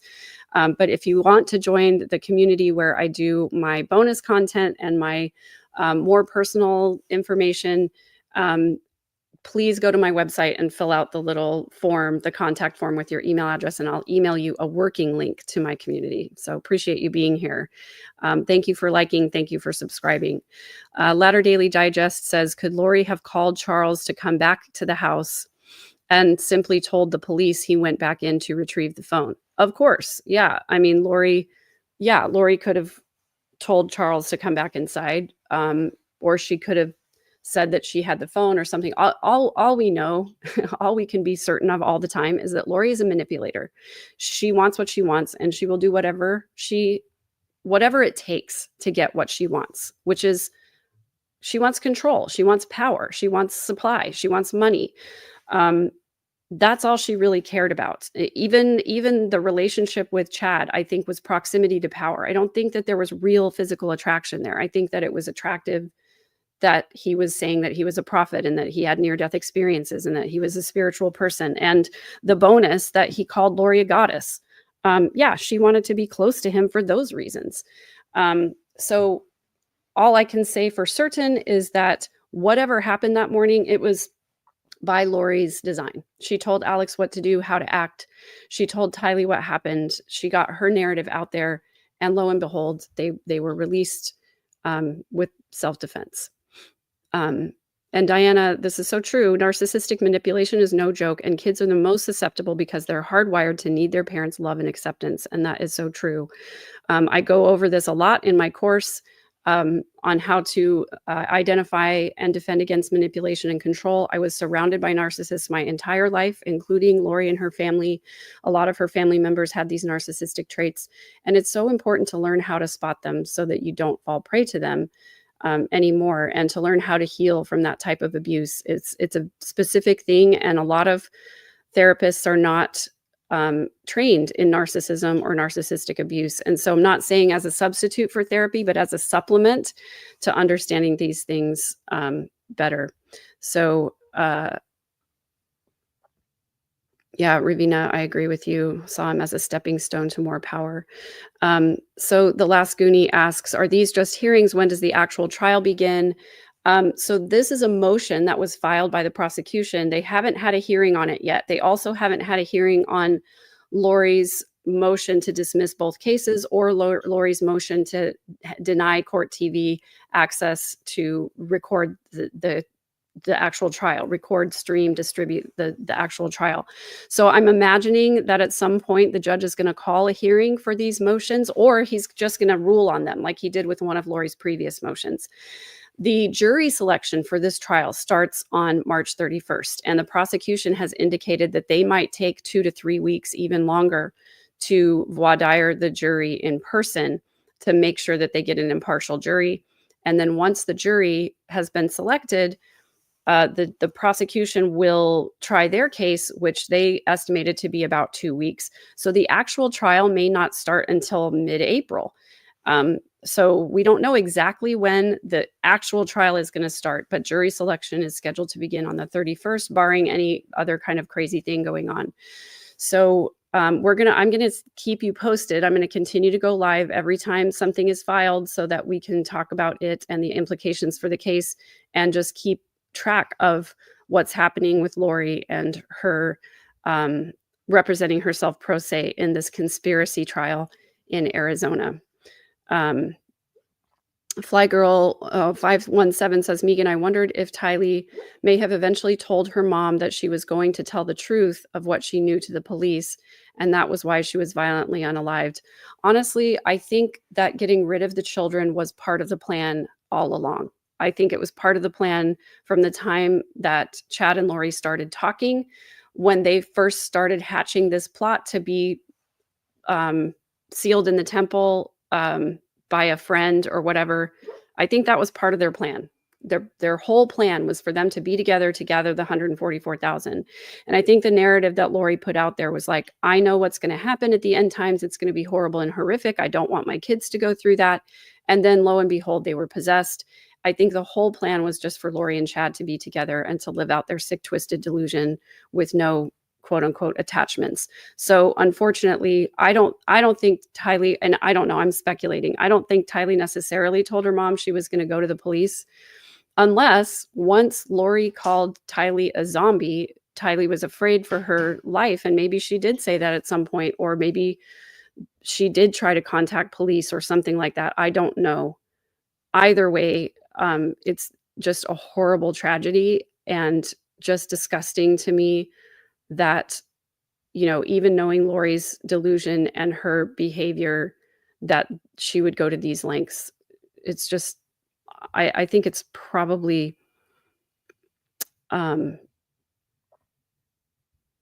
sociopathy of not caring how your actions affect other people, and not really absorbing the gravity of taking someone's life, because she has dissociated from that completely. She obviously believes that no one was killed in this case, as she told to Colby, you know, her version of events. I think she believes that, because in her mind, that's the only way for her to continue to exist.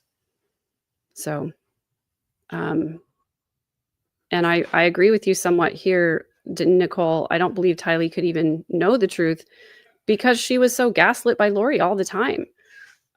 She probably didn't know the truth. She only ever knew Lori's version of the truth, and that included things about Tylee herself.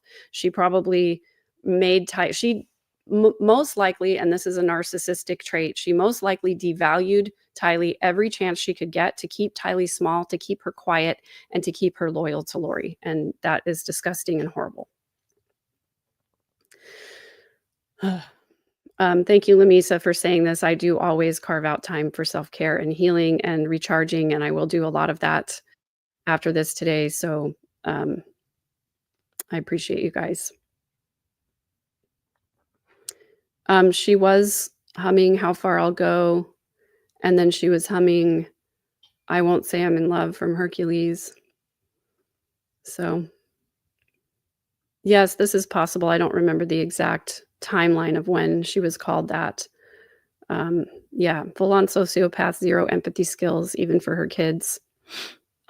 Yes, still 100% responsible. You know, having a personality disorder doesn't excuse your horrific and horrible and bad behavior. It just explains it. And that's the only reason I talk about it that way, is because I want people to understand.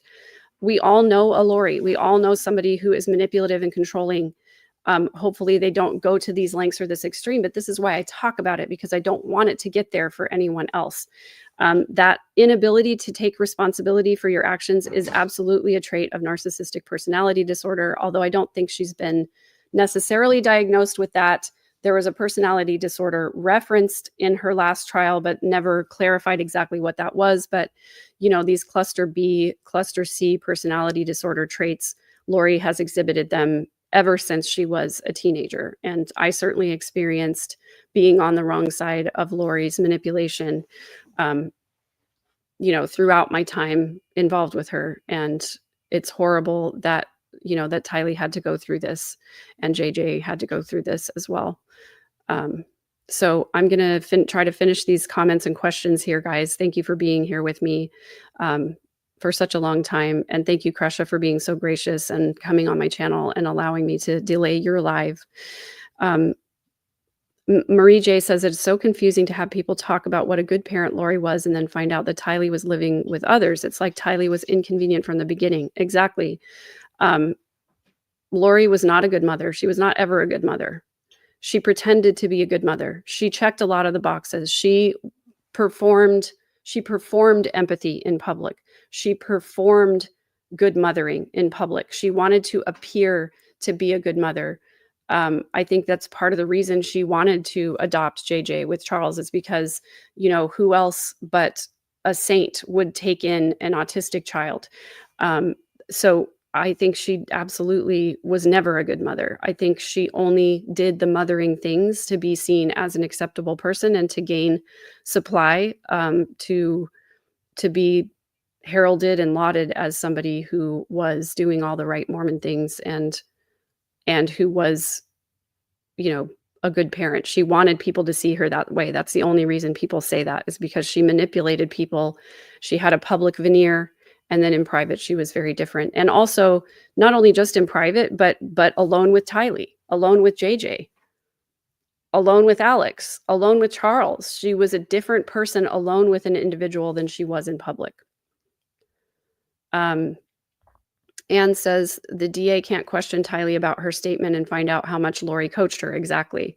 And that's one of the reasons why I think this is a good move on the prosecution's part. And I hope that it's granted, but I have no idea, since I'm not an attorney, whether or not it will be. Sort of a few comments about this, that Lori was manic.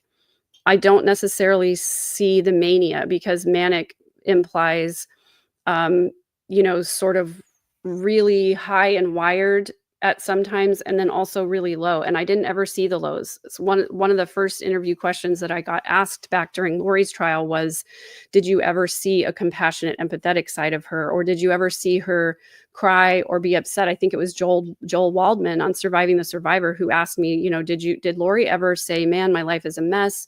I can't believe that I've been married all these times and never in the temple, and I'm failing as a Mormon. Nope. Lori never admitted that there was anything wrong with her or with her life.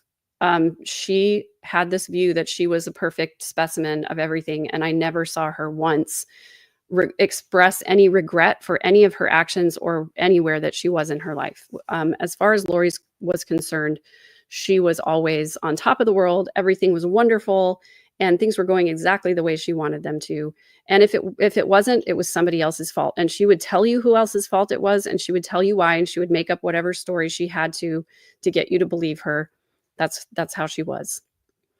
Diane Kennedy said someone else had stated about keeping Tylee away from being close to anyone. Yes, that is part of the control tactics of a narcissistic person, is that they will isolate people away from friends, away from family members, to keep them from receiving any narrative that contradicts the narcissistic person's narrative. And then Ravina says, Lori groomed everyone around her to act out her constant dramas. It's not hard to brainwash your own child. Exactly. And that she did that triangulation tactic to get everyone around her like spun up in her drama. Absolutely. She's addicted to chaos. And so she would create it wherever she went. And then she would force everybody to participate in it. So Scottish Last 222, thanks for being a member from Northern Arizona. Appreciate you. Thanks for being here. Diana says, my experience with narcissists has made me more suspicious of people the more polished they appear. Yep, absolutely. Once you see it, you can't unsee it. And I'm glad that more people are seeing it, because it's so important to be able to spot this manipulation. I agree with you, Lamisa. I won't say it out loud, but I agree with you in my heart. Yeah, that's a fact. Because even if she didn't get her hands dirty, she orchestrated the whole thing, allegedly. So, yeah, look at what a good mother I am because I did this. Yeah, they did that for entertainment purposes, Netflix painting her as the good mother. But this is not entertainment. This is real life. Exactly. And that's why it's so, so important to call attention to these problematic behaviors. Yeah, thank you for this, Lamisa. I hope that anybody who's watching the trial, following the trial, will take good self-care and take time to decompress and to step away from this when you need to. Just reading, looking through for any questions. Yeah, she's not, I believe this is correct. She meant to do what she did, Ravina says, and there isn't going to be a come to Jesus moment that everyone is hoping for. She's not in delusion. She's in the shadow world, and it's real. Yeah, she has fully been taken over by her shadow side. I totally 100% agree with that. But I do think that part of it is delusional. I think she has deluded herself to believe her own narrative, because the alternative is too psychologically damaging and awful. So I agree with this too. She hasn't taken any responsibility for her actions. If she had any empathy, she wouldn't put the family through her grand acting debut as a lawyer for her cause. Now she gets to play a lawyer on TV. And I agree with you. If she had any empathy, she would just plead guilty and go back to Idaho.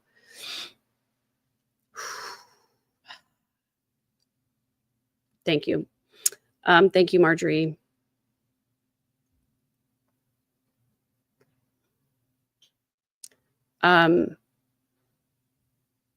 Yes, thank you guys. I appreciate you so much. I appreciate all these comments and insights. It helps me. It helps me unpack. It helps me vent this out a little bit. So I thank you so much. This is good for me. It's healing for me. I really appreciate it. Thank you so much, Sarita, for supporting the episode. I really appreciate you. Yep. I agree with you, Lamisa. Part of her never ever sharing failures or self-doubt is being raised LDS, and also the Cox Clan motto of Lori is always right since birth. I believe it. I agree. She probably did have low times, but no one ever saw it. What's when she got uncomfortable and moved to another place or person seeking the high? I agree with you 100% right there. There's a moment between awake and asleep where all of us have nothing but ourselves and our own thoughts. And that's when reality hits. That's when reality sets in, and we have to confront and face who we actually are. So I think there are moments where Lori has this, especially, in jail, not being able to have any way to numb away from that necessarily. I think she does experience those moments, but I'm sure she dismisses them away because it's way too painful to accept it. I really love your username, Eat the Food, Tina. I agree that Tylee was coached by Lori regarding what to tell the police. However, Tylee comes across as a very intelligent young lady. I agree with you as well. Definitely agree. Eleanor, I'm not sure about a shadow side. I think she's all dark. I talk about the shadow side because all of us have a shadow side, right? We are all prone to jealousy, to spite, to anger. Those are all shadow traits. There's nothing wrong with them. What's wrong is when you pretend those shadow traits don't exist and you don't ever acknowledge your fault or your shortcomings. The shadow takes over. And I agree with you. I think now she is 100% dark. She is all shadow now. I have just a couple of other comments that I starred here that I want to get to. Dive Urgent says, my mom is still talking about how my dad never loved me and they've been divorced 45 years. She's very similar to Lori in so many ways. Just wanted to point this out that, gaslighting, manipulation, control, it knows no age. It knows no years. People who are manipulators, generally speaking, don't change. And you're saying even after 45 years, your mom is still trying to alienate you against your dad. So that's just, I wanted to point that out because it never ends. It really never ends. These people are not really capable of change. As Dr. Ramani so aptly puts it, anyone can change. The narcissistic person won't. They just won't. Sis, you should have been a detective, commented, having dang prayer circles, praying for Charles's death and JJ with him one of the times. What are the rest of them? Where are the rest of them praying for death? I agree with you. There are other conspirators. If there's enough evidence to convict them, I hope that they will be held accountable. However, I know that prosecutors and the attorneys in the courts are going to prosecute the people that they are likely to get a conviction on because they care about their track record as well, right? So if someone has already been convicted in the death of someone, that person in their eyes has received justice already. And if there's not a high likelihood of conviction, they're probably not going to spend the state's time and money to prosecute. Unfortunately, I think that's really sad because I think there were a lot of players that have accountability in this that probably will never see justice. But I just have to have peace that karma will take over for those people. Nicole says, I wonder if Lori told her, meaning Tylee, that Charles was Ned. I think it's possible. It's a speculation, but it makes sense, right? And then Nicole says, she was a teenage girl with a narc mom. She really couldn't see many things exactly. When you have a narcissistic parent, then the parent's narrative is the only thing that matters, and it's the only thing that gets told. And you end up in this sort of what I called it the family ether, where I was numb to all the problematic behaviors in the family because other people didn't react to it normally. When Alex went to prison for assaulting Joe, it was sort of dismissed away of, oh, that's crazy Alex just doing his overprotective brother thing. And, good thing that he, served his time or whatever, but it's not a big deal. That's how people reacted to that when it happened in my family. So I was in this fog of just accepting that as the narrative and not questioning and not pushing back against family members because that would have meant abandonment, which I was terrified of being abandoned by my family. Now I am in a much healthier place and I'm not enmeshed in that system. I'm out of it. So it's possible that Tylee really didn't see anything that was true because she was only being fed what was true for Lori. So Marjorie Morris, why on earth would Lori send Tylee back into the house where her uncle and stepfather were involved in an altercation? Oh, I think I addressed this. The altercation was over by this time, but it is baffling how, someone has just been killed and Lori is going to send Tylee back in to possibly witness that scene because that's just crazy and mind-blowing to me that Lori would do that. But I can see from her manipulator mind how she would be like, if I send Tylee back in to get the purse, she's going to see what happened. Then I don't have to tell her what happened. And she's going to be destabilized enough that she's going to accept whatever narrative I give her. So that's that for me. Maven, I just want to recognize you sharing your story in the chat, and I really appreciate you sharing, and I appreciate people's support of that. So I really appreciate just you being vulnerable. And I'm not gonna show your comments, but I wanted to make sure to acknowledge that. All of you who have told stories in the chat of similar experiences with narcissistic parents, my deepest sympathies for you, and empathy, because I went through it too. So I'm sorry. Ravina says she would have dumped him. I think she's talking about Lori would have dumped Chad like a bag of trash if Jason Mao or Tim Ballard looked at her. She wanted to be Julie Rose, so she started setting herself in those circles. I agree with you. This is what manipulators do. So just going back to look and see if there were any other questions that people put in the chat. I'm super grateful to you guys for being here. Thank you so much for helping me and letting me unpack this with you and go through this with everyone. Again, we will be looking out for, sorry.